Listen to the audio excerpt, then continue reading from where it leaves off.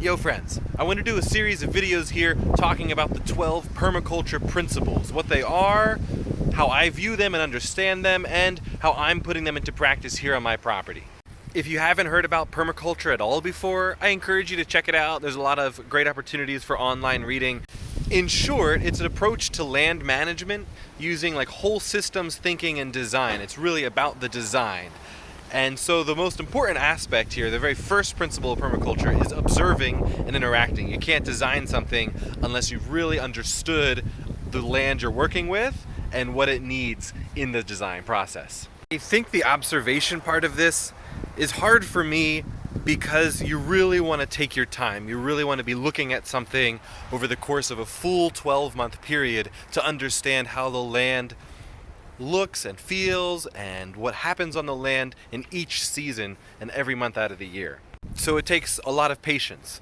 Now, there are things that I have done on my property to get started while not fully jumping into every project, leaving room and space for observation throughout the year while doing things I know that I can move and I can change or I can invest in no matter what the seasons end up being. So here are a few examples of things I've observed in my property and how I'm factoring those observations into an overall whole systems design.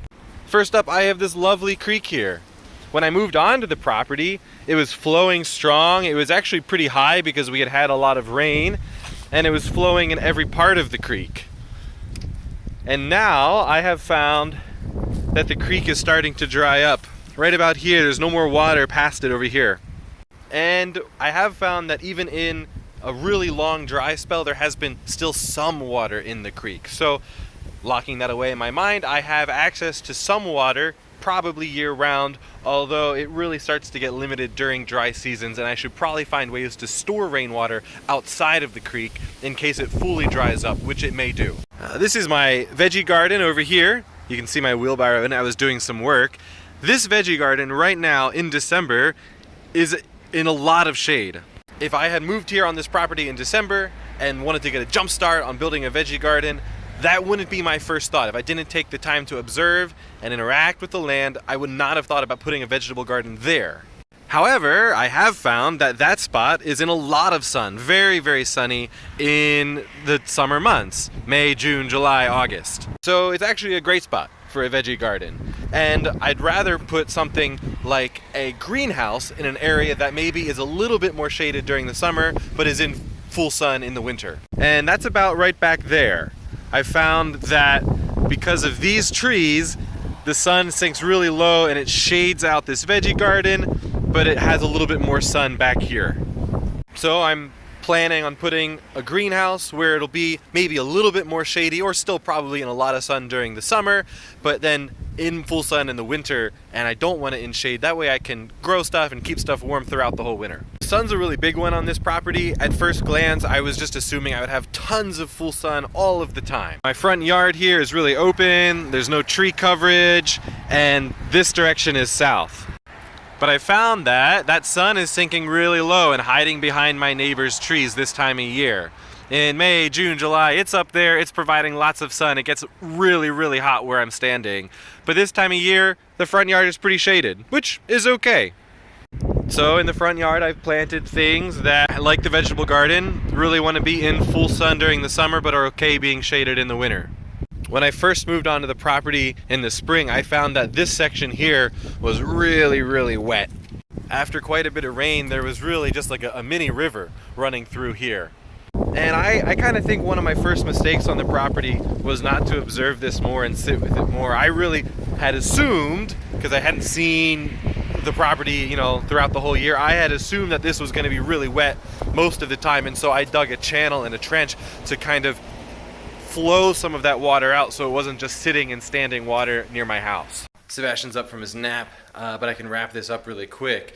The idea was that creek was flowing really heavy in the spring. Not a mini creek was flowing really heavy in the spring in the side of my yard, but then it's totally dry. The grass there was really dry and really wet. So kind of wish I didn't dig that channel. Instead, I wish I had dug maybe some small ponds or swales as a way of capturing that water and letting it sink into the soil.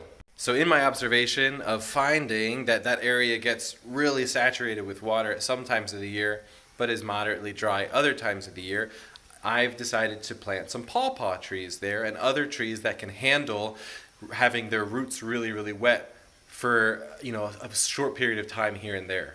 They also should help kind of soak up some of that water so that area isn't so wet and so saturated in the spring.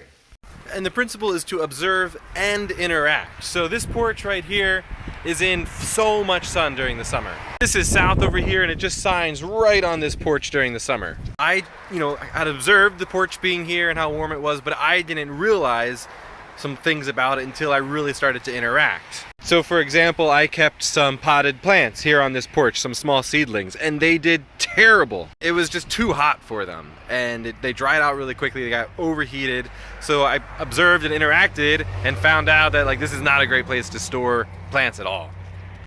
I knew I didn't want to do any big and intense plantings, and still I really observed things for a while, but I was able to do some smaller plantings of plants that were really cheap to get. I was okay with some dying out, or I knew that it'd be easy to move in the fall if I wanted them in a different spot.